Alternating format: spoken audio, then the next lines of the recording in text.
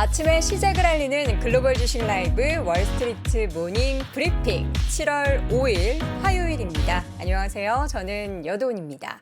자, 간밤 미증시는 휴장을 했습니다. 7월 4일 미국의 독립기념일을 맞이해서 미국의 주요 언론에서는 밤 사이에 열렸던 그 파이어워크 불꽃 축제죠. 불꽃 축제를 각 지역에서 어디에서 즐기면 좋은지 또 어떤 불꽃이 가장 값비싼 불꽃인지 하는 그런 외신의 보도들을 쭉 봤습니다. 불꽃 축제는 굉장히 뭔가에 축하를 하고 기쁨을 알리는 그런 축제인데 실제로 미국뿐만 아니라 전 세계가 경기 침체라는 굉장히 부정적이고 좋지 않은 그 이슈 가운데 시장 상황 그렇게 녹록지는 않았습니다. 유럽 주요국 증시 가운데 혼조세를 보이면서 유가의 상승에 좀 압력을 받는 그런 모습들도 연출이 됐고요. 어제 국내 증시 같은 경우에는 장중에 또 하락폭을 키우면서 또다시 우리 증시만 왕따를 당하면서 우리 증시 왜 이렇게 힘이 없는 것인가라는 그런 푸념을 하게 되는 시장이 연출이 됐습니다. 자, 오늘은 뉴욕 증시가 휴장이기 때문에 유럽 마감 상황 간단하게 확인을 해보도록 하겠고요. 오늘 심층 인터뷰에는 대신증권 문남중 수석 연구위원과 함께 시장의 현재 구간에서 과연 상반기 시장의 우리 파편들 어떤 것들을 암시했던 건지 그걸 통해서 하반기는 어떻게 바라봐야 하는지 자세한 이야기 나눠보도록 하겠고요. 미국 주식에 미치다 이항영 전문위원과도 뉴욕 증시 휴장 대신 유럽 시장 마감 상황 또 특징적인 종목들이 굉장히 많았거든요. 그런 부분 확인해보고 역시나 하반기 시장을 가늠할 수 있는 여러 가지 이야기들 분석 확인을 해보도록 하겠습니다. 자, 마감 상황 유럽 같은 경우에는 전반적으로 에너지주들의 상승이 좀 두드러지는 하루였습니다.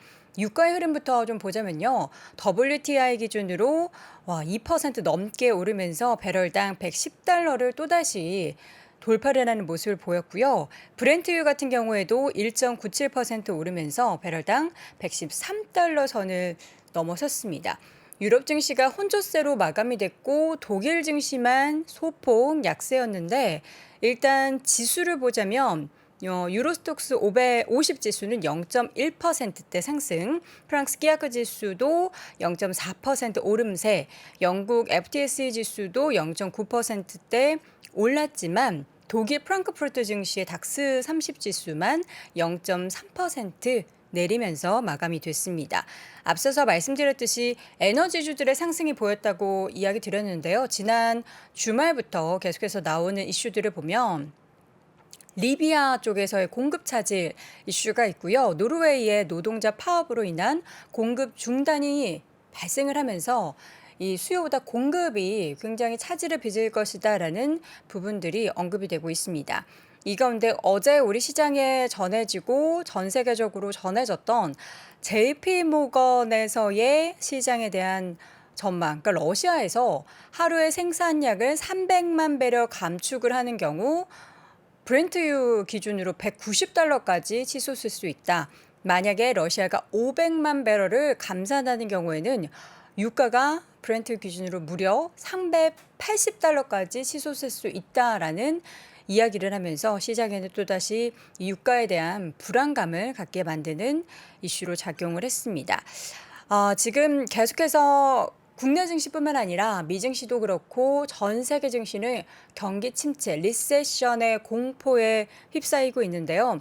지금 3분기를 맞이하면서 오늘 어젯밤 휴장을 끝내고 낸 그 다음 시장부터는 고용지표 등 경기 관련된 지표 그리고 여러 가지 시그널들을 굉장히 주목해 볼 필요가 있겠습니다. 일단 일자리 보고서 발표가 되고요. 수요일에는 연준의 FOMC 의사로 회의록이 발표가 됐는데 이런 것들이 남은 4일 동안의 시장의 방향성에 가늠 지표가 되지 않을까라는 분석이 나타났습니다.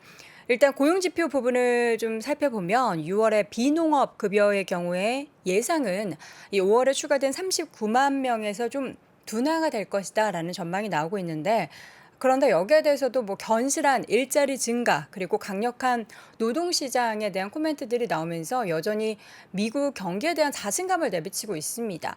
그런데 우리가 좀 알아야 될 부분은 고용지표 같은 경우에는 선행지표가 아니고 좀 후행성이 있는 지표이기 때문에 과연 이 고용지표만 보고 미국 경기가 여전히 견실하다 이렇게 표현할 수 있을지는 저는 좀 의구심이 드는데요. 여기에 대해서 또 경제학자들도 6월의 고용은 견조하겠지만 향후 연준의 긴축금리 정책이 고용주와 또 경제 전반을 압박해서 고용 데이터가 곧 둔화가 될 것이다라는 예상을 내놓고 있습니다. 그리고 또 이렇게 일자리 수가 계속해서 증가가 나타나는 부분은 결국 연준에서 더 강한 기준금리 인상, 긴축에 대한 그리고 인플레이션에 대한 싸우기 이 과정을 굉장히 서포팅하는 그런 지표로 나타나기 때문에 시장에서 우리 증시에서는 부정적으로 작용할 수밖에 없겠죠. 자, 그리고 이제 6월에 FOMC 회의록이 발표가 되는데요. 이를 통해서 이제 7월에 연준이 과연 우리가 지금 예상하는 대로 0.75% 그러니까 75bp를 인상할 것인지 자이언트 스텝을 계속해서 이어갈 것인지에 대해서도 탐색을 해볼 수 있을 거고요. 그리고 신규 실업수당 청구 건수도 함께 공개가 되네요. 전문가들은 이전부터 고용이 늘고 실업수당 청구 건수도 좀 줄어들 것으로 예상을 하고 있습니다. 이 두 가지가 이번 주에 가장 주요한 살펴봐야 될 포인트가 될 것이다라고 이야기가 나오고 있는 가운데 다음 주죠. 14일, 15일부터 대형 은행주부터 실적 발표가 시작이 되면서 2분기 어닝 시즌이 본격적으로 시작이 됩니다. 잠시 후에 이항영 전문위원께서 관련한 이야기를 해주실 건데요. 이익의 전망치가 점차 낮아지고 있고 이런 것들이 꺾이게 되면은 실질적으로 정말 부정적인 그래서 지금 시장의 20-30% 조정 이후에 하반기에도 이런 이익이 꺾일 시에는 추가적인 우리가 상반기에 겪었던 조정을 그 폭만큼 더 겪을 수 있다라는 이야기들이 나오고 있는데 과연 이익에 대한 조정 그리고 이익에 대한 전망은 어떨지 잠시 후에 자세하게 확인을 해보도록 하겠습니다. 자, 이렇게 전반적인 시장 상황 확인을 해봤고요. 잠시 후 신층 인터뷰 통해서는 대신증권 문남중 수석연구위원과 함께 다시 돌아오도록 하겠습니다. 정프로, 도대체 증권사 앱을 몇 개를 쓰는 거야? 콩모주 때문에 하나 파고 수수료 공짜라고 또 하나 파고 추천받아서 하나 파고 뭐 그렇게 됐죠. 아무리 그래도 통합관리 앱 도미노 몰라? 이거 하나로 줄여. 도미노를 쓰면 증권사 상관없이 하나로 합쳐서 관리할 수 있으니까 야, 이거 편하고 좋더라고. 오, 그럼 각각 다른 계좌에 들어있는 주식들 현황도 합쳐서 보여주는 거예요? 물론 국내 주식뿐만 아니라 해외 주식, 부동산, 가상화폐 관리까지 다 가능하니까 일단 모든 투자는 도미노에서 관리해보는 거 어때? 들으셨죠? 지금 구글 앱스토어에서 도미노 앱을 다운로드 받으십시오. 투자 위더 스타 본선 2라운드 총 7명의 치열한 경쟁 지금 바로 시작하겠습니다. 자, 본선 2라운드 주제는 바로 향후 가장 유망하다고 생각되는 산업과 탑픽을 선정하라. KB증권 신동준 상무님 모셨습니다. 파이널 라운드에 진출할 4명의 참가자가 오늘 결정됩니다.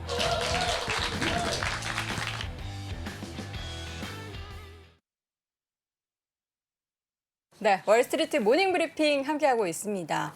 왜요? 또 채팅창에서 왜 그러시는 거예요? 네, 저를 좋아해 주시는 분들도 있다면 또 뭐 별로 안 좋아하시는 분들도 있는데 저는 여러분들의 응원만 보도록 하겠다라는 마음을 먹어서 그런 분들은 뭐 그렇게 생각할 수 있다라고 가볍게 넘기도록 하겠습니다. 혼자 하는 것도 참 외롭고 힘든데 저런 댓글 보면 맥 빠질까 싶은데 보니까 저는 쓱 넘어갔네요. 안 보이니까 여러분 걱정하지 마시고요. 자, 이번에 심층 인터뷰 대신증권 문남중 수석연구위원 함께하도록 하겠습니다. 수석님 어서 오세요. 네, 안녕하세요. 빈자리가 굉장히 크죠? 네. 저 혼자 있어서 너무 외로워요. 빨리 오셨으면 좋겠는데 어떻게 문 수석님께서 시간이 되신다면 좀 채워주시겠어요? 지금 재능이 안 돼가지고 사양하시는군요. 네. 다 이 자리를 굉장히 버거워하시더라고요.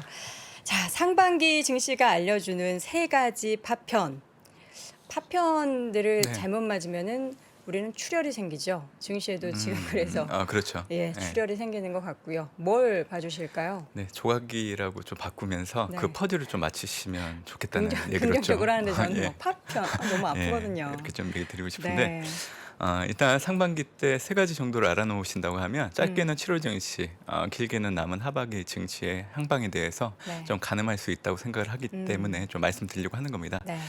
첫 번째 조각은 상반기 양세장 진입이 공시가 됐다는 거죠. 그렇죠. 미국 증시를 놓고 본다고 하면 S&P 500 지수가 마이너스 21% 그리고 나스닥이 마이너스 30% 그리고 다우가 마이너스 15% S&P 500 지수를 기준으로 놓고 본다고 하면 네. 상반기를 기점으로 해서 약세장에 공식적으로 진입을 했기 때문에 그렇죠.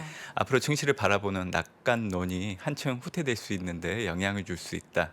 이렇게 좀 바뀐 부분들을 얘기 드리고 싶습니다. 네.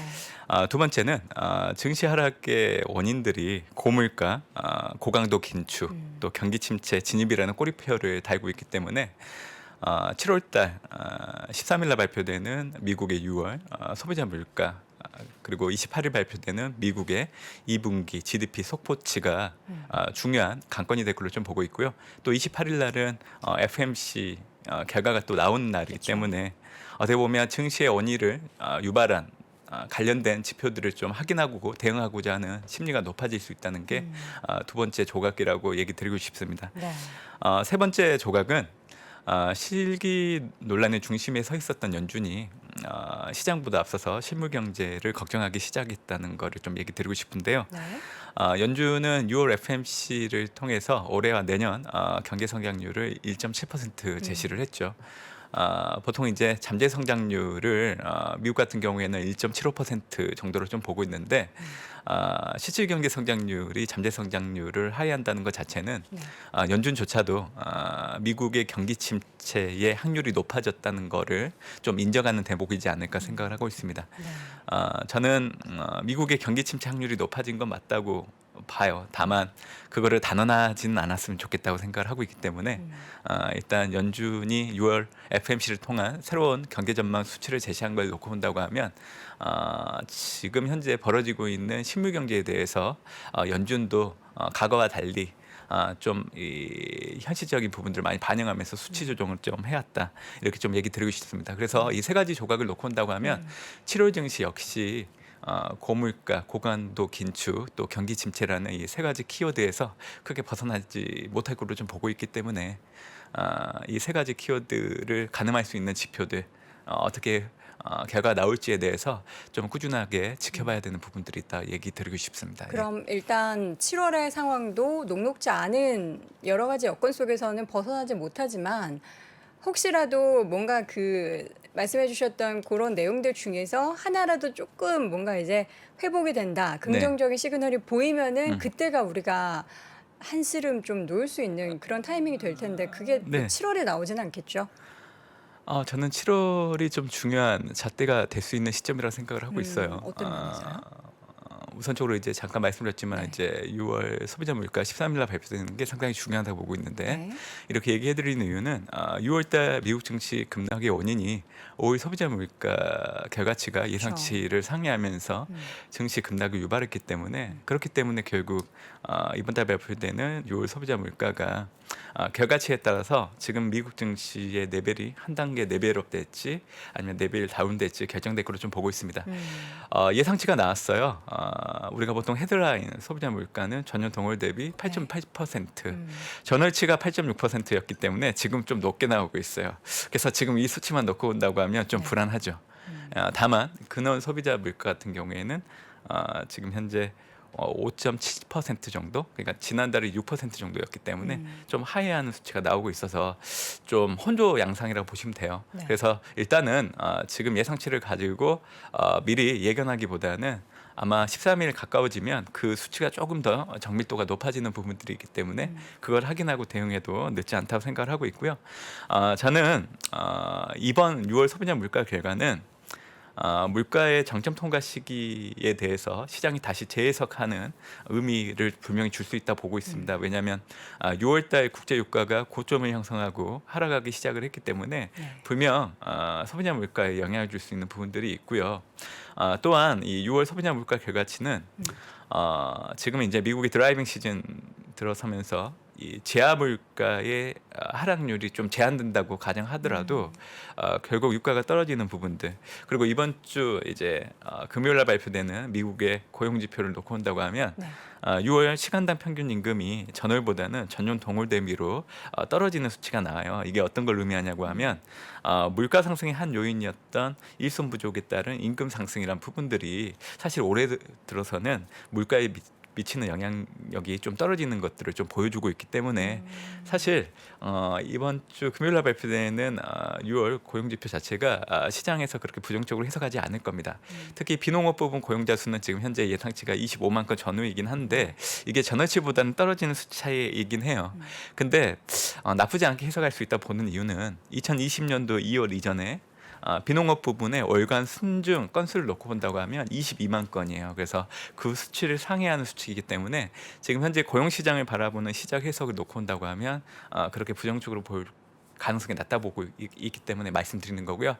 중요한 거는 6월 고용 지표는 연준이 지금 고강도 긴축을 하고 있잖아요. 네. 그래서 고강도 긴축을 할 정도로 견고한 어떤 미국 경제가 지금 현재 뒷받침되고 있다는 정도로 좀 해석되지 않을까 생각을 하고 있죠. 근데 반면에 또 여러 경제학자들의 의견이 다 똑같지는 않잖아요. 좀 부정적으로 보는 사람들은 고용 지표는 이게 후행성이 있기 때문에 앞으로의 고용은 뭐 여러 가지 기업들 그리고 실제 경제가 꺾이면서 분명히 고용도 안 좋아지는 시그널이 보일 거고 그때 되면은 더 이미 경기 침체에 접어들었기 때문에 이게 수습하기 어려울 것이다.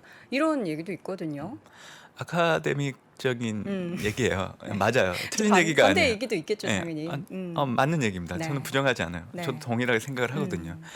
올해 상반기 증시 하락을 놓고 온다고 하면 사실 물가는 높게 나오고 있지만 사실 2분기 때 놓고 온다고 하면 미국의 경기 침체 우려가 커지면서 증시 낙폭이 커졌거든요. 사실 지금 현재 미국이 경기 침체 들어간 건 아니에요. 근데 시장이 워낙 한 발 앞서서 걱정하다 네. 보니까 심리적으로 반영이 된 거죠. 이런 상황에서 사실 향후에 어떤 미국 고용 지표를 전망을 할 때는 부정적으로 바라볼 수 없습니다. 다만 연준이 정말 미국 경제 지표가 좋지 않는다고 하면 금리 인상을 멈출 거예요. 근데 지금 금리 인상을 계속 하고 있잖아요. 그래서 저는 투자자분들한테 하고 싶은 얘기는 네, 결국에는 우리가 생각하는 거잖아요. 전망을 할 때. 그렇죠. 근데 결정권자는 누구예요? 연준이에요. 네. 결국 연준이 금리 인상이든 어떤 향후 통화 정책의 수순에 대해서 모든 걸 결정하기 때문에 결국 연준이 제시하는 숫자에서 답을 찾아야 된다 보고 있어요. 그래서 지금 잠깐도 얘기해 주셨지만 네. 지금 현재 미국의 실업률이 3.6%잖아요. 근데 일각에서는 미국의 경기 침체의 시그널로서 실업률이 5% 이상 넘어가야 또 경기 침체에 들어갈 수 있는 시그널로 해석할 수 있다는 의견들도 있어요. 네. 서머스 재무장관 역시 이렇게 얘기를 하고 계시는데 저도 그건 틀리지 않았다고 생각을 해요. 네. 근데 지금 연말까지 놓고 온다고 하면 지금 현재 미국의 실업률은 3.5에서 3.6% 정도에서 크게 벗어나지 않아요. 예. 그리고 이런 어떤 수치들을 흐름들을 놓고 온다고 하면 아직은 걱정을 하되 이거를 속단해서 미리 액션을 취하기에는 네. 너무 빠르다는 거죠. 그래서 저는 오늘도 이제 준비한 내용들은 있지만 잠깐 언급을 해드리면 미국의 경기 침체가 들어가는 확률이 가장 높은 시기는 제가 연준에 제시한 경제 전망과 관련된 수치를 놓고만 분석을 했는데 내년도 2분기가 확률이 가장 커집니다. 그렇게 된다고 하면 경기 침체에 대한 우려가 가장 커지는 시점은 내년 1분기고요. 실질적으로 그게 증시에 미치는 시기는 보통 주가라는 건 6개월 정도 선행해서 움직이기 때문에 그래서 올해 4, 5분기가 이제 주가가 하락하는데 영향을 줄 수 있는데 그 원인이 바로 내년도 2분기 미국의 경기 침체 확률이 높아지기 때문에 이거를 미리 당겨다가 반영하는 수순이라 생각을 하고 있어요. 그래서 저는 3분기 때는 반등할 수 있다 보고 있어요. 그래서 7, 8, 9월 달 3달 정도 남은 상황인데 반등이 나타난다고 해서 을에 미리 파는 것보다는 아마 올해 2분기 정도 되는 고점 정도까지는 충분히 반등이 올라갈 것으로 좀 보고 있기 때문에 그 정도부터 지금 가지고 있는 미국 주식과 관련된 어떤 비중들이 있으면 그때부터 좀 비중을 줄이시는 게 좀 현명한 대응법이지 않을까 생각을 하고 있어요. 네. 2분기의 고점 수준까지 올라오면 3분기의 주식 비중을 조금 줄여라. 네네. 그 이유는 4분기에는 내년 2분기에 예상이 되는 리세션에 대해서 반영을 할 네, 것이다. 맞습니다. 예. 그러면 일단 우리 수석님께서는 내년 2분기의 경기 침체는 거의 50% 이상 보고 계신 거네요. 만약에 이제 미국이 경기 침체에 들어간다는 염두에 둔다고 하면 저는 네. 확률이 가장 높은 시기가 내년도 2분기라는 거죠. 그리고 가까스로 네. 경기 침체를 피할 수도 있어요. 그러니까 가까스로. 예, 예. 그래서 저는 최근에 IMF가 네.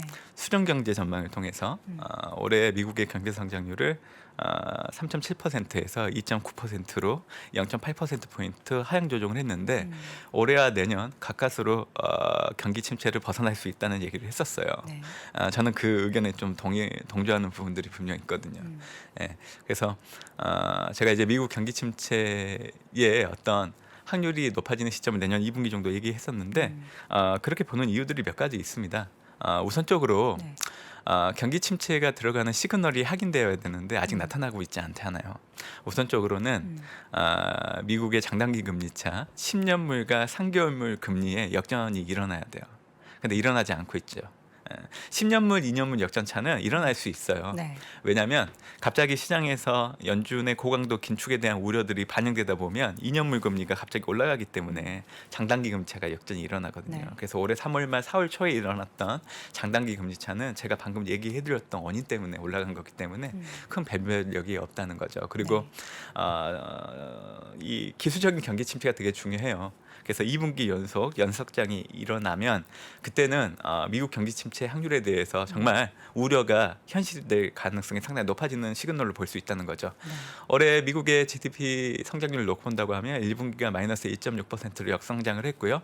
지금 2분기는 주요 IB 추정치는 3% 정도 나와요. 그런데 애틀란타 연은이 발표하는 GDP 나우를 보면 네. 7월 1일자 기준으로 마이너스 2.1% 정도 예상이 되고 있기 때문에 오히려 시장이 더 겁을 먹을 부분들이 있어요. 근데 아직 확정된 건 아니잖아요. 그래서 제가 이번 달 중요하게 봐야 되는 세 가지 경제 지표와 이벤트를 얘기 드렸었는데 네. 13일 날 발표되는 미국의 6월 소비자 물가 그리고 28일 날 2분기 GDP 속보치 나오잖아요. 네. 그래서 그때까지 좀 결과를 확인하고 대응해도 늦지 않다고 생각을 하고 있고요. 또 같은 날 7월 FMC가 있잖아요. 네. 만약에 6월 소비자 물가가 전년 동월 대비 증가율이 낮아지거나 아니면 예상치를 하회할 경우 물가 우려가 낮아지게 될 겁니다. 그렇게 된다고 하면 이번 달은 자이언트 스텝을 할 거예요. 네. 왜냐하면 물가를 통제를 해야 되니까. 하지만 남아있는 세 번의 정례 회의를 놓고 온다고 하면 긴축 강도가 완화될 수 있어요. 아마 그렇게 된다고 하면 시장에서는 호재로 받아들일 수 있고요. 제가 가정하고 있는 안은 두 가지예요. 75pp 인상을 하게 된다고 하면 9월달, 11월, 12월 50pp, 25pp, 25pp 이 수순으로 가는 거고요. 만약에 이번 달 50pp 하게 된다 그러면 50pp, 50pp, 25pp 이렇게 하게 되는 거죠.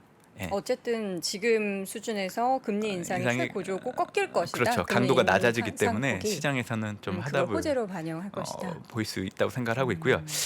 제가 준비한 차트 하나를 한번 보면서 네, 얘기 오늘 자료를 드릴게요. 많이 가지고 오셔서 좀 지금 아마 볼게요. 화면 띄워주시면 네.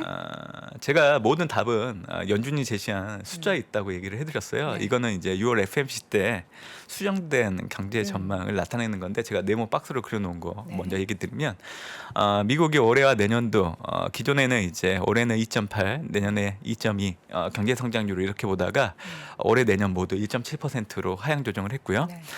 PC 물가를 놓고 온다고 하면 올해 같은 경우에는 4.3에서 5.2 높였어요. 네, 두 번째 박스입니다. 예. 근데 내년 같은 경우에는 2.7에서 2.6으로 낮췄죠. 네. 이게 어떤 얘기냐면 내년도 물가는 내려갈 수 있다고 연준은 저 보고 있는 정도로. 거예요. 네.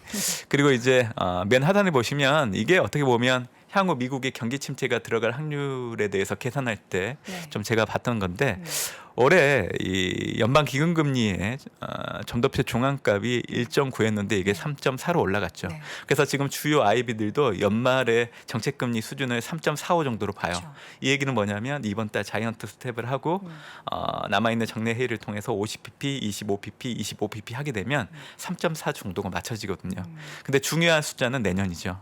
원래는 2.8에서 내년 3.8로 올려놨잖아요. 네. 근데 3.4에서 3.8로 올라가는 폭이 어때요? 0.4% 포인트 정도밖에 안 되잖아요.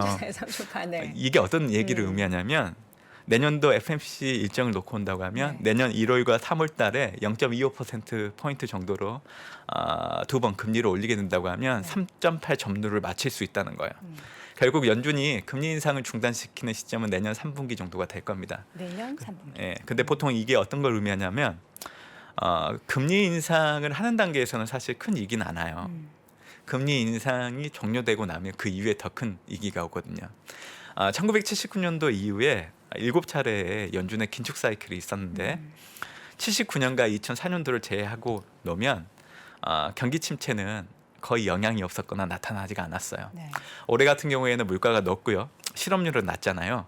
근데 이러한 투자 환경과 가장 흡사한 시기가 1979년과 2004년이에요.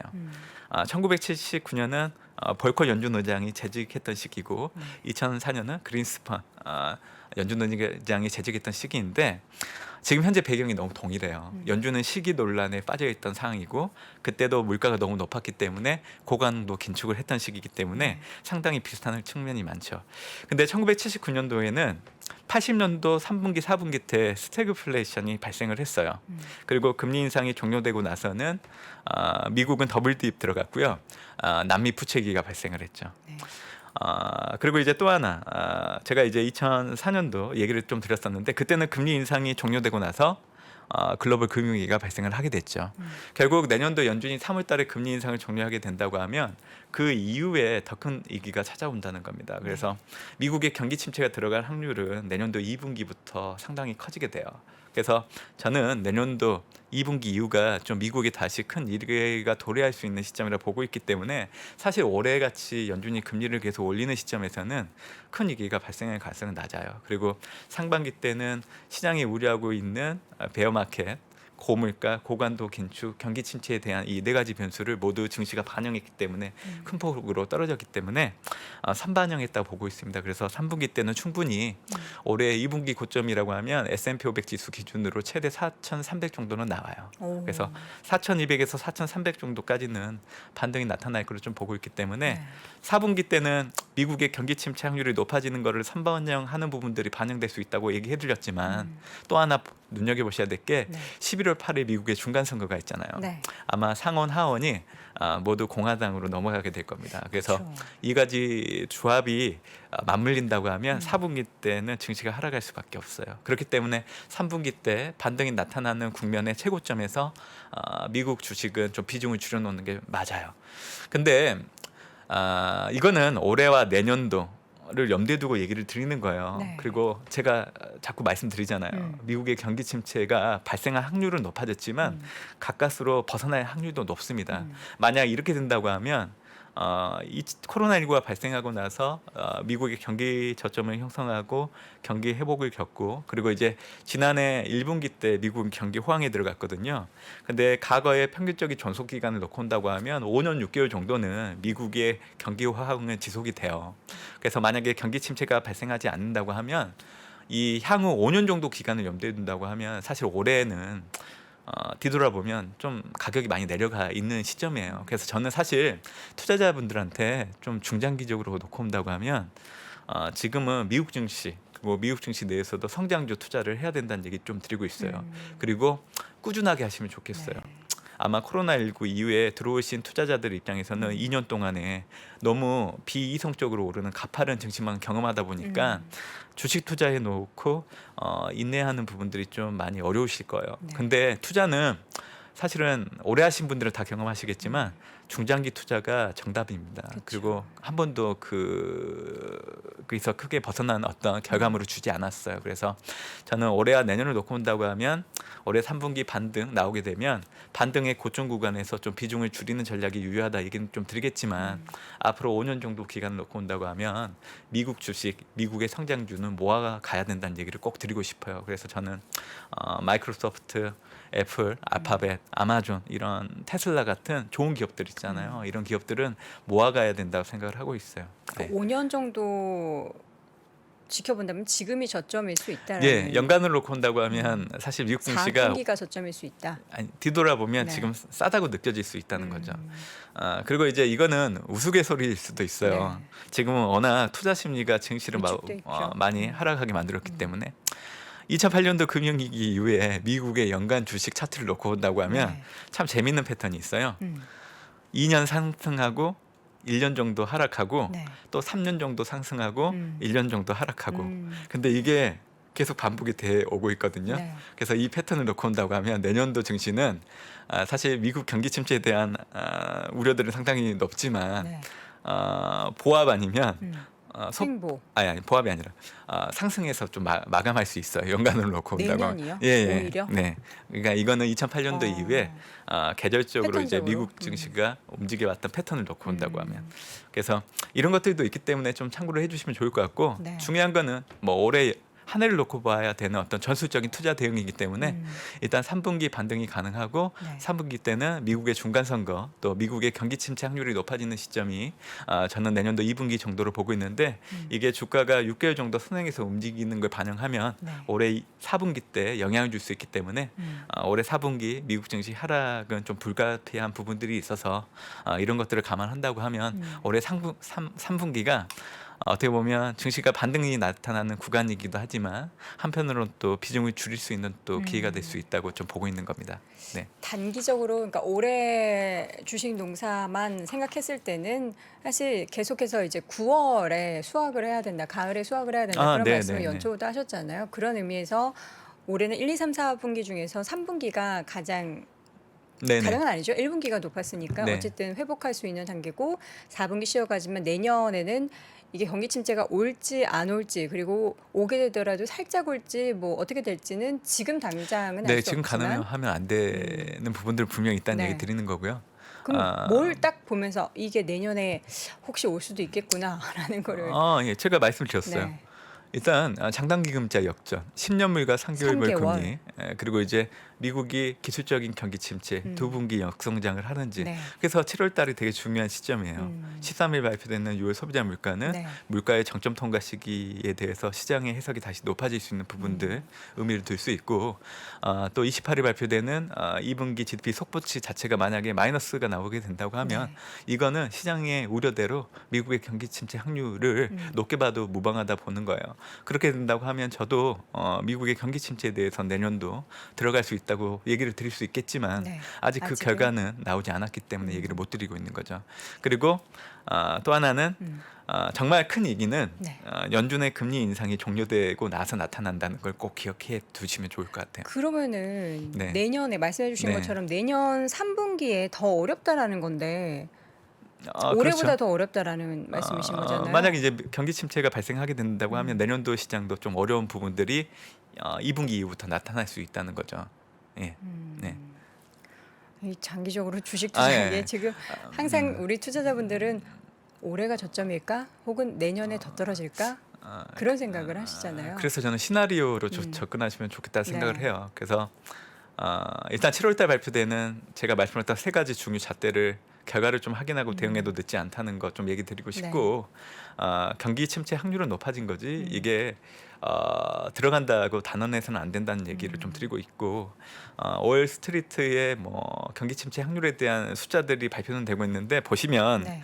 49대 50 뭐 그러니까 이런 식으로 나와요. 반반이에요, 반반. 그러니까 이런 얘기를 하시는 분들조차도 확신할 수 명확하게 없는 얘기를 거죠. 못 하고 있는 거예요. 다만 연준과 IMF라는 공신력 있는 기관들은 아직까지 가까스로 미국의 경기 침체가 벗어날 수 있다고 좀 얘기하는 부분들에 대해서는 좀 귀담아 들을 필요가 있다는 거죠. 그래서 저는 미리 한 발 앞서서 단언을 할 필요는 없다 이 네. 얘기를 꼭 드리고 싶은 거예요. 네. 알겠습니다. 우리는 사실 좀 선제적인 대응을 해야 한다라는 그런 생각이 드는데 사실 지금은 어떻게 보면 주식을 지난 2년 사이에 가지고 계셨던 분들은 지금 이미 선제적 대응하기에는 늦은 시기가 아닌가라는 생각이 들고 단기적으로 보실 분들은 일단은 3분기에 회복되는 움직임에 있어서 주식 비중을 좀 줄일 수 있는 또 기회가 올 수도 있다라는 말씀 해주셨으니까요. 그 부분 시나리오별로 접근 전략을 좀 마련해 두시는 게 좋을 것 같습니다. 자, 오늘 심층 인터뷰 시간 대신증권 문남중 수석 연구위원 함께했습니다. 위원님 고맙습니다. 네, 감사합니다.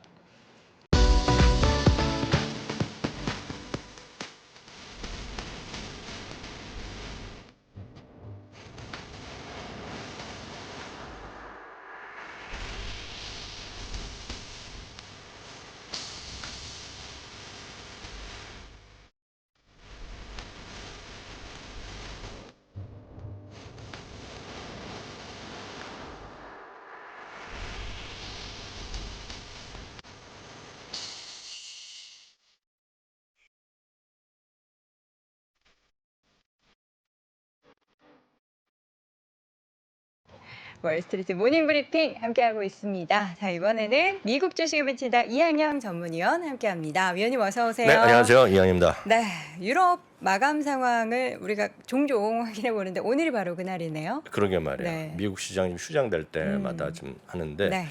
하여튼 요즘 미국이나 유럽도 난리예요. 뭐 툭하면 사고가 많이 맞아요. 나갖고 오늘도 일리노이에서 또 그 총격 사고가 있었잖아요. 어. 그 퍼레이드 행사하는 와중에 하여튼 얼마 전에 코펜하겐에도 있었는데 하여튼 그런 것들이 사고가 좀 안 났으면 좋겠습니다. 네. 그건 그렇고요. 미국이 휴장하는 와중에 유럽이나 캐나다 정상적으로 다 열렸죠. 독일을 제외한 유럽이 대부분이 좀 반등을 좀 했습니다. 네. 캐나다도 상승했고요. 캐나다는 아시다시피 에너지 주식 상품 그쵸. 위주가 많은데요. 에너지 주식이 주도하면서 유럽은 대부분이 올랐습니다. 영국이 좀 0.8% 올라갔고요. 네. 프랑스가 0.4%, 독일은 0.3%가 있는데요. 여기 보면 전력 회사가 나 있는데 오늘 좀 많이 떨어졌습니다. 이슈가 있어갖고 그렇지만 전반적으로 유럽 통합 지수는 0.6% 올랐습니다. 네. 참고적으로 유럽의 통합 지수는 제일 많이 쓰는 게 스톡스 600이라는 걸 쓰거든요. 딴 것도 있지만은요. 네. 스톡스 600 같은 걸 여러분 검색해서 찾아보시면 되겠습니다. 네.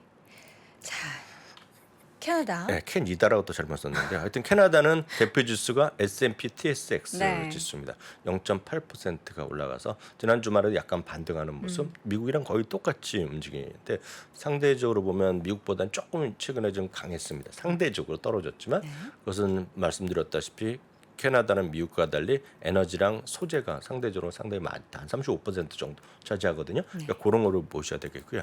캐나다의 오늘 이제 참고적으로만 보시라고 갖고 왔습니다. 캐나다의 상승률 탑 10만 갖고 왔거든요. 다 에너지. 네, 딱 보면 이름만 보더라도 에너지 아니면 금 이런 것들이잖아요. 원자재. 네, 전부 다 그러거든요. 그래서 그것이 시장의 흐름이 되겠고 올해 보면 여전히 뭐 뉴골드나 이런 것들 떨어진 것도 있지만 대부분 올해도 뭐 140%, 뭐 100% 이런 게 올라오는 게 있잖아요. 올해요. 미국에서 S&P에서 제일 많이 올라간 것이 옥시덴탈 페트롤리움이 유일하게 100% 네, 이상이었고요. 그쵸. 나머지는 40%대였는데 이제 100%대 올라간 것이 두 개. 그죠? 네. 오늘까지요. 70%, 90%가 많잖아요. 이게 전부 다 에너지랑 상품이었다라고 일단 이해하시면 되겠습니다. 하여튼 네. 이게 미국과 캐나다의 약간 차이점이다라고 보셔야 되겠습니다. 네. 자, 이 가운데 뭐 유가도 다시 110달러 회복을 했어요. WTI 기준으로. 네, 맞습니다. 공급 문제가 많죠. 맞습니다. 오늘 유가가 다시 110달러까지 올라가는 모습 그리고 말씀하셨다시피 공급 사이드도 있고 요즘 보면 G7이 계속 협의를 하고 있잖아요. 네. 말이 되는지 안 되는지 모르겠지만 러시아산 유럽 그 유가를 하는 거예요. 유가에 대해 상한제를 캡을 씌우겠다는 네. 건데 그 뭐 효용성은 있다 없다는 다 다르죠. 그래서 말도 안 된다는 얘기하는 사람도 있지만 효용성이 없다 그러면서 오히려 유가가 더 올라갈 거 이런 얘기를 하는 사람이 있고 그거에 반발해서 아예 생산을 안 하겠다는 국가들 좀 나오고 있습니다. 어찌됐건 유가는 110달러에 재진입했습니다. 바로 잠시 전에 얘기 나왔던 음남주인균이 얘기했던 이번 13일 날 있어 소비자 물가 지수가 지금 상당히 관심거리인데 네. 어찌됐건 이런 것들이 좀 안정돼야 되는데 물론 미국의 물가 조금 내려가는 건 상승폭이 줄거나 조금 슬로우한 건 맞거든요 지금요. 그렇지만 어찌됐건 이런 것들이 좀 부담스러울 수밖에 없는 뉴스가 되겠고요. 금값은 소폭 하락하면서 5개월 내 최저치까지 또 떨어지는 모습입니다. 그래서 금 가격 같은 경우 같은 게 조금 내려가네요. 다만 우리나라에서 금 시세는 별로 움직임이 없을 겁니다. 왜냐하면 워낙 달러가 지금 그쵸, 환율 그러니까. 효과가 있기 때문에 상대적으로 보면 5개월 만에 최저치. 네. 하여튼 우리나라는 항상 여기에다가 이제 환율을 같이 고려해야지 우리나라 시세가 나오는 거니까 그런 분들 여러분들 참고해서 이해하시면 되겠습니다. 네. 구리값이 좀 계속해서 떨어지고 있어요.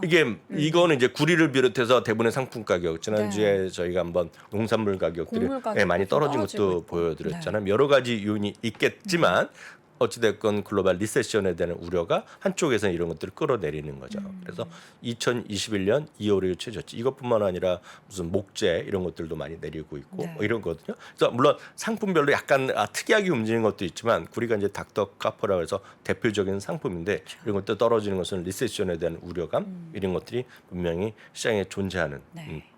것이라고 일단 이해하시면 되겠습니다. 네, 앞서 계속 언급했었던 달러가 계속해서 강합니다. 지금 다시 또 105선에서 꺾일 줄을 모르고 있어요. 그렇죠. 바로 이제 미국의 달러가 제가 수차례 뭐 반복적으로 매일 똑같은 걸 보여드리고 있지만 가장 우리가 쉽게 시장을 판단한 어떤 기준이라든가 판단점은 달러라고 전 굳게 믿고 있거든요. 네. 어찌됐건 달러가 이렇게 내려가야 되는 거죠. 뭐 좋은 의미건 나쁜 의미건 간에 달러가 약해져야지 모두가 사는 길이다라고 보셔야 되겠습니다.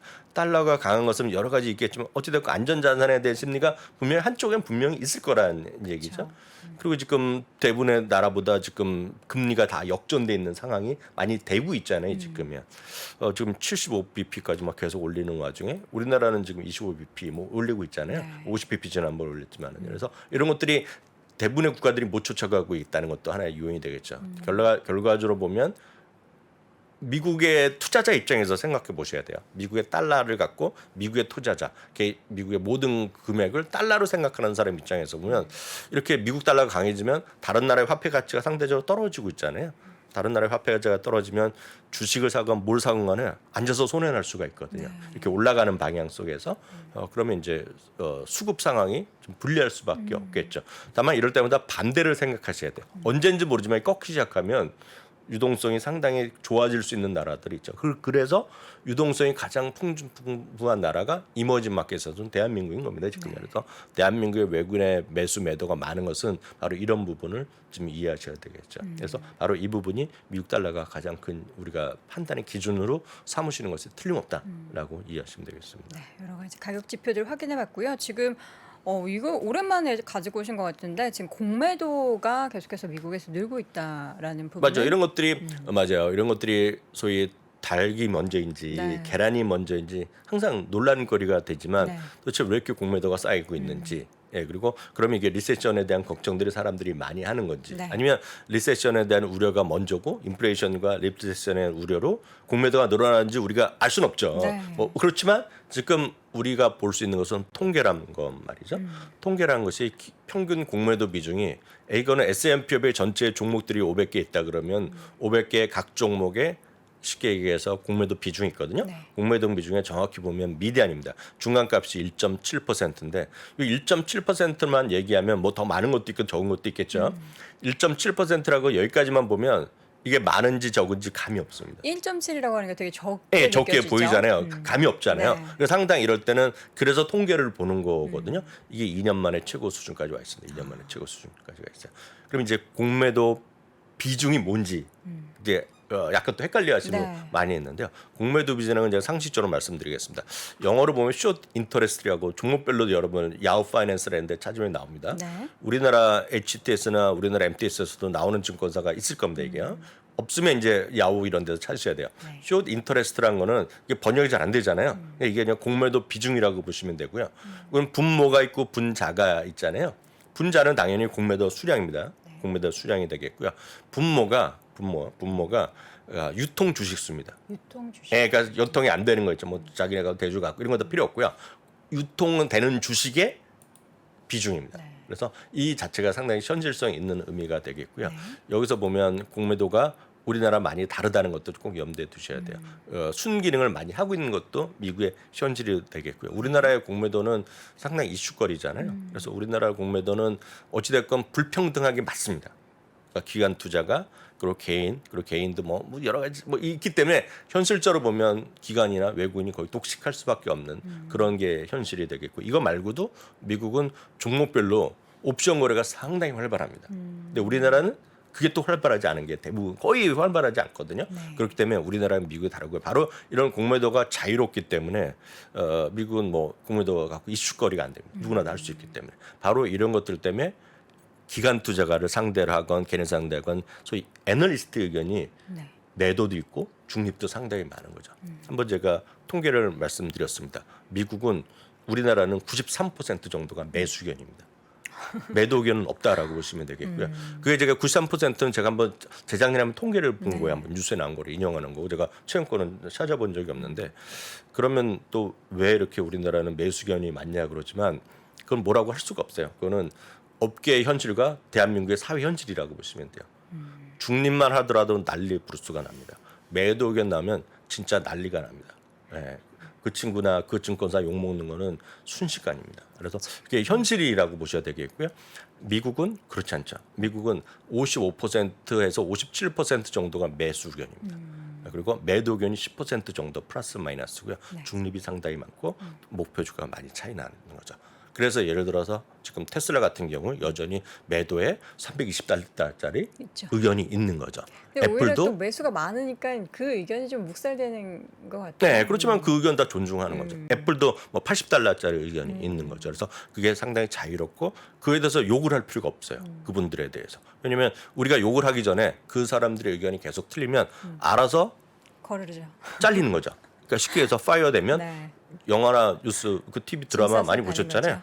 거죠. 그 아들 데리고 나서 10분 만에 짐 싸고 보내고 나머지 짐은 내가 집에 보내주겠다. 이 친절하게 얘기하잖아요. 그래서 절대 욕을 할 필요가 없습니다. 항상 존중하고 그게 미국 주식 투자의 문화다라고 보셔야 되겠어요. 많은 분들이 아 이거 팔아놓고 고매도 치고 매도한다는데 그런 사람이 있을지 모르지만 만약 그러면 큰 집 가는 거다라고 일단 얘기하시면 되겠습니다. 그 공매도 얘기가 나와서 그런데 그 마이크 버리라고 우리가 영화로 네. 그 빅숏이요? 빅숏에서 네. 나왔던 그분도 뭐 워낙에 부정적이긴 하지만 네. 뭐 하반기 증시가 상반기 빠진 만큼 더 빠질 수 있다 뭐 이런 얘기를 네. 하더라고요. 네, 네. 좀 시장에 대해서 부정적으로. 네, 그렇죠. 뭐 다 각자 의견을 얘기하는 거니까 제가 이제 농담처럼 얘기하면 다 입이 열려 있잖아요. 각자 뭐 자유스럽게 얘기하는 거죠. 다만 그런 근거가 네. 있고 자기네 객관적으로 자기 얘기하는 거잖아요. 물론 그 와중에 보면 비판하는 사람도 네. 있죠. 저도 뭐 안 좋아하는 사람이지만 그래봤자 뭐 소용이 없는 얘기죠. 하여튼 그런 다양한 의견이 존재하는 게 미국이라고 보셔야 되겠고요. 네. 어제 있었던 거 잠깐 더 어제에 이어서 너무 빨리 얘기했기 때문에 말씀드리면 리세션 얘기가 진짜 많이들 우려를 하는 겁니다. 앞선 코너에서도 그쵸. 들으셨지만 어찌됐건 GDP 나오는 7월 7일자가 다음 자가 나옵니다. 그래서 7월 7일까지는 지금 이 수치가 유효한데요. 어찌됐건 마이너스 2.1까지 지금 떨어져 있겠고요. 바로 이거 구겐하임 어저께 잠깐 보여드리려 네. 말했는데 구겐하임은 참고적으로 보면은요 선행 지표라는 게 있어요. 네, 어저께 여기까지 보여드렸습니다. 그건 자기네가 보는 선행 지표는 4개월 연속 하락할 가능성이 있습니다. 3개월 연속을 하락했어요. 자기네 말하는 선행 지표는 자기네 모델은 주가라든가 수익률 곡선, 실업 청구 건수, 소비자 지출 등을 고려해서 사내 모델이라고 얘기하고 있는데요. 4번 연속했을 경우에는 대부분 리세션이 왔었다는 얘기입니다. 그게 이제 구겐하임의 추정이라고 보시면 돼요. 그래서 맞을지 안 맞을지 모르지만 하여튼 이런 의견이 어찌됐건 현실적으로 많이 늘어나는 건 사실이잖아요. 어제도 제가 미국의 CNBC에서 조사한 설문조사 그리고 우리가 어저께 제가 미주미 사이트에서 유튜브에서 할 때 우리 이제 투자자 우리 한국 분들의 뭐 외국에서 한국 분 보시는 분들의 설문조사 보면 한국 분들이 훨씬 더 부정적으로 보는 게 많이 있잖아요. 그럼 부정적으로 보고 그럼 리세션의 가능성이 훨씬 크다고 믿는 거거든요. 지금 우리나라에서 미국 주식 하시는 분들은 그럼 그렇게 됐던 분들은 주식 투자를 어찌됐건 분산 투자를 더 하셔야 되거나 아니면 그건 다 싫다 그러면 떠나거나 선택을 하셔야 되는 거죠. 이 와중에 그런 생각을 하면서 예를 들어 너무나 좀 성장주 위주로 가는 것 그건 좀 불편한 진실이라고 보셔야 되겠고요. 네. 이것도 다시 한번 그 시리즈이기 때문에 말씀드리면 도이치방크. 도이치방크에서는 내년까지입니다. 내년까지 보는 게 훨씬 편합니다. 올해나 내년까지 해서 이게 보시면 작년 말 올해 초에는 40%가 채 안 됐단 말이죠. 근데 지금 5월 달에 보면 이게 78%였고 지금 6월 달에 보면 이게 보면 얼마까지 늘어났습니까? 88%까지 늘어났죠. 내년까지. 그러니까 이만큼 많이들 보고 있는 것은 맞다라고 보셔야 되겠고요.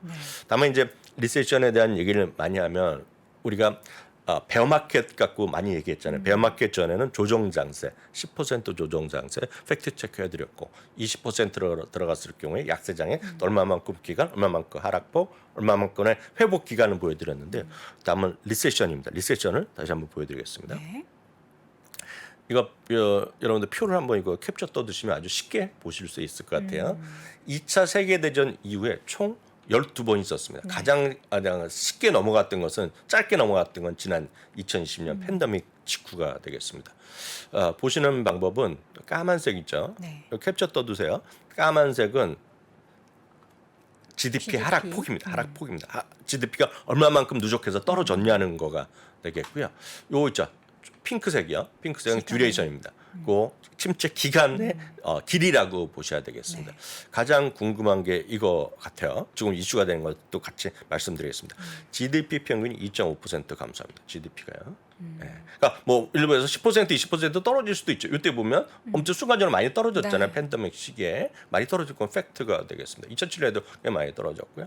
실업률 평균이 3.8% 포인트 상승합니다. 실업률은 3.8% 포인트거든요.